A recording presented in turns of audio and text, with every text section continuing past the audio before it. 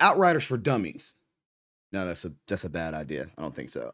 Outriders has been out for over a year at this point. It's had a few updates, and Worldslayer just dropped. But I've ran into quite a few new players, and I felt the urge and need to kind of drop something for y'all. Give y'all a little bit of like, oh, okay, this is the best way and the things that I need to be looking for, and hop in. So, without further ado, let's just get in there, and I'm going to show you guys exactly what I'm talking about.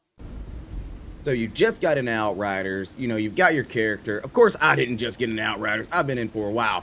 But this game gets quite complex in a great way, in my opinion. So let's hop into the nitty-gritty of the game. First things first, when we talk about loot, we've got uncommon, we've got common, we've got rare, we got epic, and we've got legendary, right? So there's a lot of different ones that come along with it. What makes gear so different is, as you're using the common gear, you're only going to see like armor bonuses. When you get to uncommon gear, you might see firepower or anomaly, and rare is going to start giving you more like innate abilities of perks or passives. Now, the big thing about this game, which makes it so diverse and amazing, is the fact that you get mods. Mods are something that create a build plethora. Like, it's just so many different ways to play your character based on build because of these mods. You've got quite a few different tiers of mods. You know, early in game, you'll either see no mods or you'll see tier 1 mods. As you progress, you'll start to see tier 2 mods and even further into tier 3 mods. Tier 3 mods are what makes the game go from, oh yeah, that's cool, to like, whoa! You know, it's a lot of things that come because of that, and it's a lot of build potential because of the modifications as well. Something that was recently released in Worldslayer was the option, or not the option so much, as the roll chance to get legendary apocalyptic or epic apocalyptic items that now come with a third mod slot. Now, you can't change the mod, it's always locked in. However, it is amazing now that you have that because, again, build playability and being able to diversify your build in many ways is so influential in this game. The fact that they are giving you the option or the ability to gather gear that now has a third slot starts to open up all these different build types. Now, I don't want to take too much time to explain character creation. However, it is kind of important to know based on when you bought the game or what mode or model that you have of it. You're going to get different options. You can start just the prologue, so you get the entire story. You can start just the main story, get past the prologue. I do that on the second character. Or you can do what they have, Worldslayer. So once you buy Worldslayer, guys, you get a free level 30 character. I don't recommend using your level 30 character, the free one, until after you've kind of played through the main story and kind of understood and broke down exactly what that game has to offer. Of course, you know, we've got quite a few different classes to choose from. I absolutely love the Devastator class. But, you know, the Technomancer, Pyromancer, and Trickster are all a lot of fun too, and they all have their different play styles and abilities. Honestly, Technomancer seems to be one of the most, like, interesting ones because any damage you deal heals you, whereas other ones like the Pyromancer require you to have marked the target in some way in order to, you know, heal from that enemy. Whereas the Trickster and Devastator are just going to heal you up, basically because you're right in front of the enemy fighting them anyway. Now, honestly, I highly recommend if you're not sure exactly what class you want to play for your first playthrough, you know, you can do some research, you can look right here and just see what interests you. Don't pick the class because it's supposed to be the strongest or best class. I say pick the one that you think you'll have the most fun playing because at the end of the day, with Worldslayers and the new mods, the way they are rolled out, you're able to really pick any class and be effective with any class. Now, with that said, I will be transparent. The Pyromancer class tends to be one of the most powerful classes and has insane clear speed ability. The Trickster, on the other hand, is a little broken right now, as if you don't have your build about perfect, it's not as effective as it once was. Meaning, you might not have fun. Now, the Devastator being my favorite, yet again, it's just up close and personal. I love the fact that you just rush in and you're just bopping enemies left and right. It really is a fun class to play. Now, I think it is very important that we cover the, you know, the skills in the game. As you level up, of course, you're going to unlock different skills. The skills are going to give you various effects and are going to do different things to the enemies or for your character, being more armor, or maybe it's a heal, or maybe you get more resistance, or maybe you get more firepower. The next thing that you really want to take time to pay attention to is your skill tree. Depending on how you want to play your character, you need to take your time in figuring out how you want to build your character. Your character may be an anomaly character and you want to go down the anomaly tree. Or maybe you want to focus specifically on firepower and you want to do the firepower skill tree. and each node is going to have things that are going to enhance or do more for you. Now, the middle node tends to be a little bit of best of both worlds, as to say, but I am a firepower lover. I always go firepower, even though anomaly is better. Of course, as your character levels up, you'll be getting small bonuses and unlocking skills.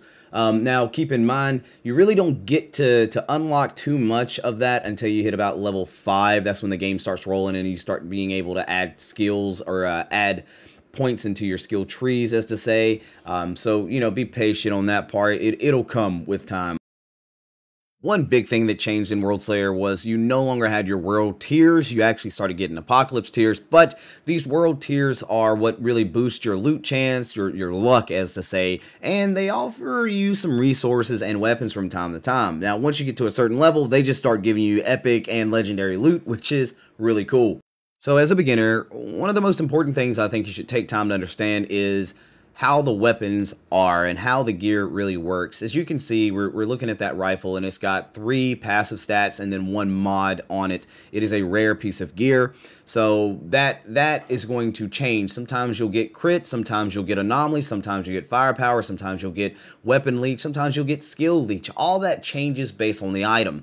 So really what makes this game so fun and makes it like you want to continue to play is you're looking for the weapon or the chest piece that has all of the passives that you're looking for and the majority of the mods you're looking for, because later in game you're able to swap out mods. So if 2 out of the 3 mods are exactly what you want and you just want to slap on that 3rd mod that really does what you need it to do, you have that ability to do that.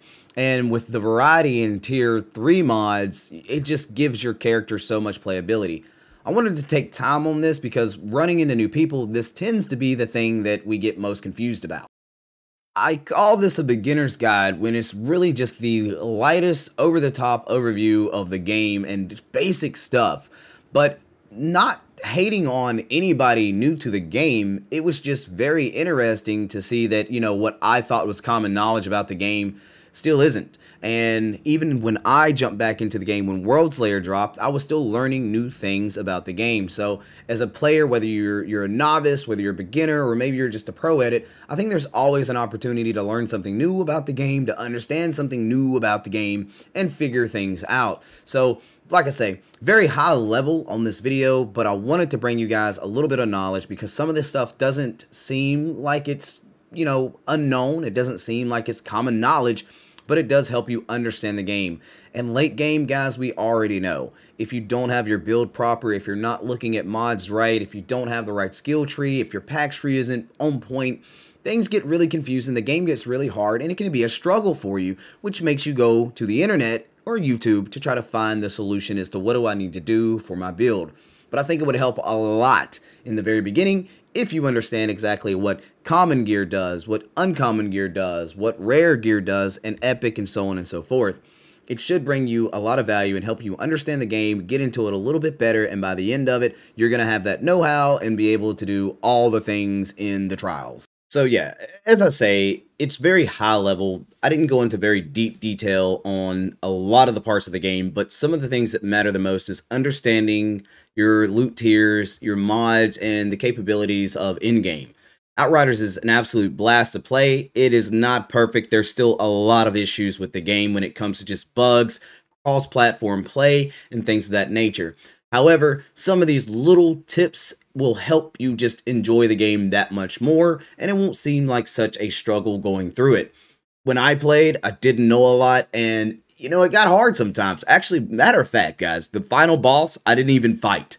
He was too hard for me, so I walked away from the game for quite some time, and then decided to come back after New Horizons, and figured out that, yeah, you know, my build just sucked. I just wasn't looking at it right. So, you know, once I came back and I did things properly, I was able to beat the final boss and then push through the Worldslayer storyline. And it wasn't really easy, but it wasn't really hard at the same time because I had a better understanding of what I needed to do to make my character work the best and be as efficient as possible. Guys, if this video has been helpful in any form or fashion, make sure you hit that like button, maybe subscribe, all that cool stuff that, you know, the cool kids do. But thank you, and we'll see you guys on the next one. Adios.